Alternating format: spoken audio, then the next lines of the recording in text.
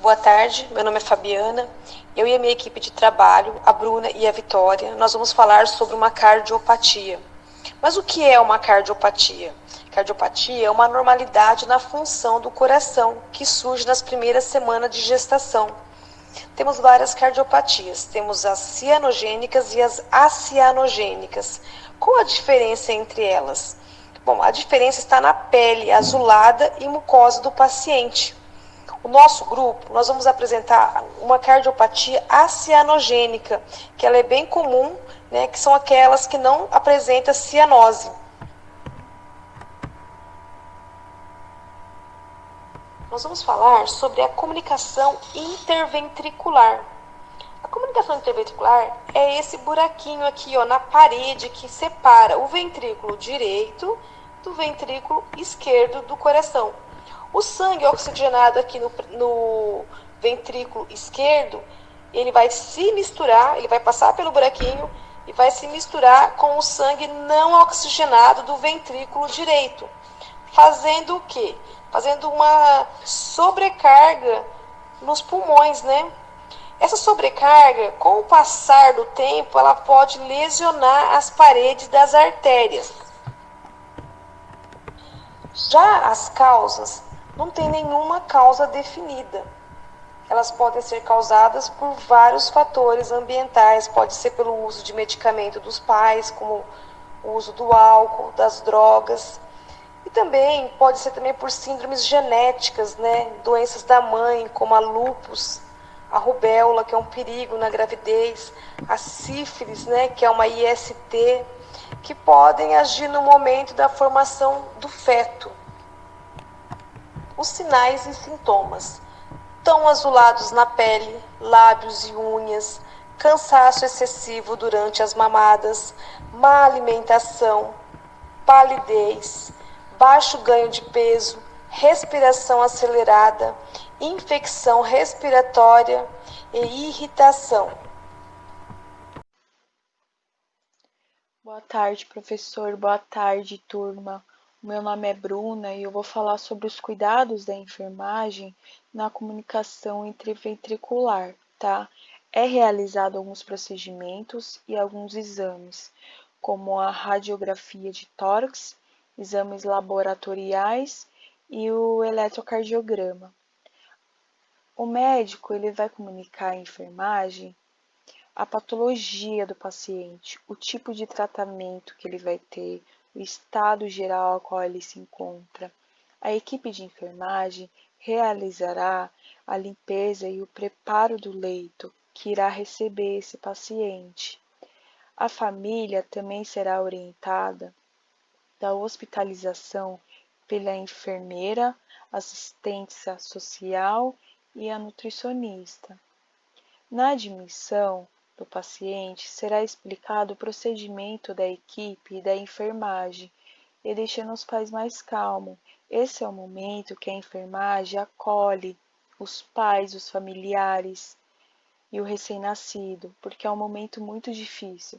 Então, a enfermagem, ele dá esse acolhimento. Também tem que ser monitorado a frequência cardíaca antes e depois da cirurgia. A administração da medicação é conforme a prescrição médica. Tem que estar sempre atento, né, na dosagem da medicação do recém-nascido. A avaliação da temperatura, do pulso e do dreno também tem que ser avaliado. Estabilizar a criança, deixá-la calma, descansada. E a visita dos pais é muito importante. E também tem que ser avaliado a escala de dor desse recém-nascido, né? Que é muito importante. O diagnóstico pode ser diagnosticado no feto ou depois no nascimento. No feto é através de um ultrassom morfológico e o ecocardiograma fetal. Após o nascimento, pode ser feito o teste do coraçãozinho, que o objetivo é descobrir a cardiopatia, né? Esse teste é um teste muito simples. tem que ser feito até 48 horas após o nascimento. Ele não é invasivo, ele é super rápido, não causa dor. É colocado uma pulseirinha, como vocês estão vendo aqui na imagem, conhecida como oximetria, do lado direito, na mão, e pode ser no pezinho também. Através desse exame, o médico consegue avaliar a frequência dos batimentos cardíacos da criança e o nível de oxigenação do sangue. É muito importante fazer esses exames, né, durante na maternidade, porque só assim saberá se vai ter ou não alguma doença. Bom, vamos dar início aqui ao tratamento. Quem está falando é a Vitória e eu já peço mil desculpas pela minha voz, é que eu estou acometida de uma leve gripe. Bom, o tratamento da comunicação interventricular. Normalmente, ele fecha sozinho, é algo natural do corpo, não, é claro, a patologia, mas o fechamento do orifício. Não existem medicamentos que diminuam ou apressem esse efeito do fechamento. É algo natural que ocorre nos primeiros meses do RN.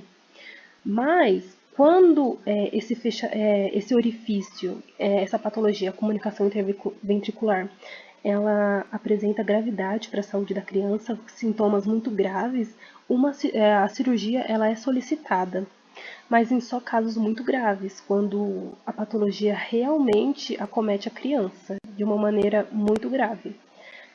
Geralmente, a cirurgia ela é feita com o uso de um retalho de pericárdio, ou seja, uma membrana que recobre o coração, usualmente de origem bovina, ou com materiais sintéticos. A gente vai falar agora sobre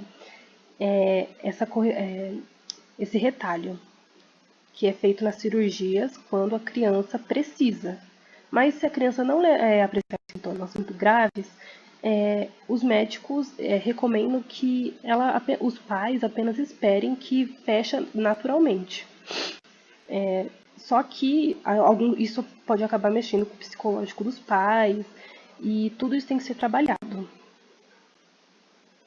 Bom, aqui é a prótese Amplatzer, desculpe, eu não sei falar, mas aqui está o nome. É uma prótese que até agora tem uma pontuação de sucesso de 80%, mas não é muito recomendada porque ocorreram muitas falhas e a cirurgia é muito arriscada, muito arriscada. O risco de morte é muito grande. Aqui, como vocês podem ver, ó, é a prótese com cera, como vocês podem ver, por dentro. Aqui, ó. A gente vai falar sobre ela. Então, aqui está o procedimento da cirurgia. A cirurgia a gente vai mostrar no vídeo, mas primeiro é colocado o tubinho, né? Eu não sei o nome desse tubinho, com a prótese bem aqui. Eu tô com a bolinha bem em cima da prótese. Esse tubinho, ele é colocado dentro do orifício. Então, o cirurgião, ele puxa esse tubinho para trás. E aqui é acionado. Aqui uma parte ela abre e ele continua puxando. E aí aqui, ó, vai fechar. Viu? Aqui fechou. Fechou aqui, ó, fechou. E aí essa parte aqui, ela é acionada e abre também. Aqui, ó, abriu, fechado, fechado. Então, eles fecham o orifício com esta manobra, com essa prótese. É uma prótese de cera de comunicação interventricular muscular, ok? O procedimento é muito difícil de explicar, só cirurgiões muito talentosos possuem essa técnica, mas o nome dessa prótese ela é mais conhecida. Também existem outros tipos de próteses, o dispositivo Nick Code e outros tipos, mas essa prótese de cera, a prótese Amplatzer é a mais recomendada. Ok, agora nós vamos assistir Mil perdões, o vídeo parou de gravar sozinho, mas vamos dar continuidade. Aqui é um vídeo demonstrativo da prótese de Amplatzer. Bem rapidinho aqui, só para demonstrar um pouco sobre ela, como funciona na cirurgia. Tá vendo? Ó, acionou o primeiro lado, aí fechou. Só que para reforçar, fechou de novo. Duas fechaduras, desculpa, fechou dos dois lados com cera por dentro da prótese.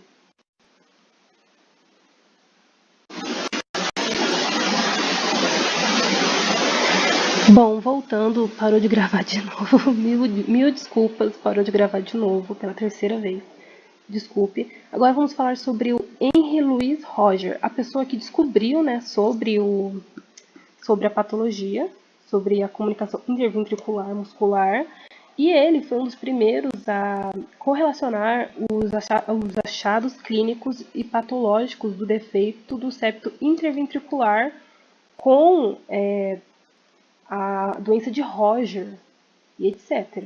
Ele era um pediatra muito famoso e foi ele que descobriu também o murmúrio de Roger e os efeitos, o defeito congênito e pequeno e assintomático do septo entre os ventrículos.